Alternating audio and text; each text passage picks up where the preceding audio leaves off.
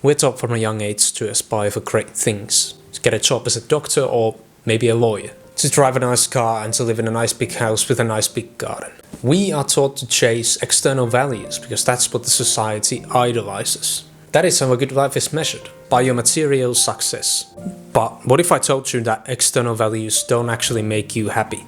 I like working a lot, but I don't want it to be my whole life. I like spending evenings in front of my laptop, studying or editing for you guys, planning things and making tomorrow a little easier. But that doesn't mean they can't or shouldn't be balanced. I believe work and life should complement each other, not compete with each other. Every once in a while I get the pleasure to live in a more rural area of the country, and living on a ranch for a few days reminds you how simple life actually is. This is why cottages are so desired in our culture, because in their code they don't really make sense. Why spend an obnoxious amount of money on a house you only spend a handful of days in a year in?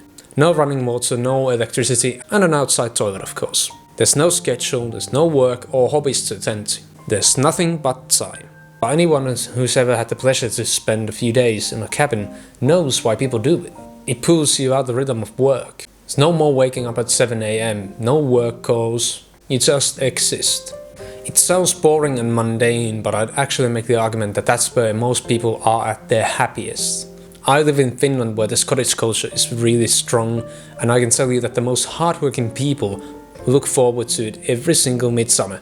But why is it that these successful doctors and lawyers want to get away from their careers and their lives? External values alone don't make you happy.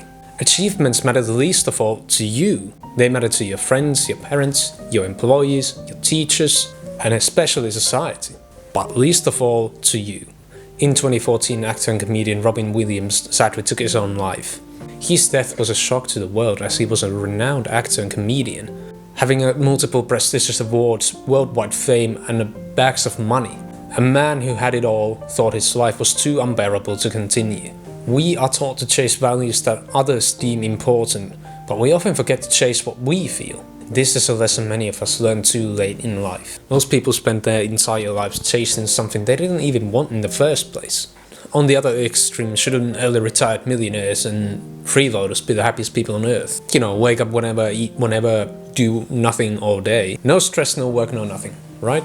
Yet many early retirees return to work life in some form. NBA star Shaquille O'Neal has certainly made himself quite busy after retiring from basketball in 2012. While doing research for this video I came across this quote: "A wise person should have money in their head, but not in their heart.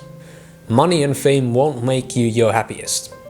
On the other hand, only doing what you want to do won't do that either. To live the best life possible, you need both. There should be a balance between work and your desires. You need a rich and diverse life filled with fulfillment and happiness and memories. You also need a purpose. Maybe you're a teacher. The Western culture doesn't give teachers nearly enough credit as doctors and lawyers. But that doesn't define fulfillment for you. Snoop Dogg in his almighty wisdom once said, "If it's flipping hamburgers at McDonald's, be the best hamburger flipper in the world. Whatever it is you do, you have to master your craft." It doesn't matter how much you make or how much of a difference you think you make to the world. If you have a job, you serve a purpose and you absolutely matter. Focus on doing whatever it is you do as well as you can. And to end here, I'm gonna sign off with a quote. Money is a shallow tool that few know how to use. Some think it is the answer, some don't know how to use it. Some chase the tool instead of the problem. Money won't make you happy, but it will make your everyday life more comfortable. It allows you to focus on what you find important. With money you have one worry less. Money is a tool and you decide how it's used.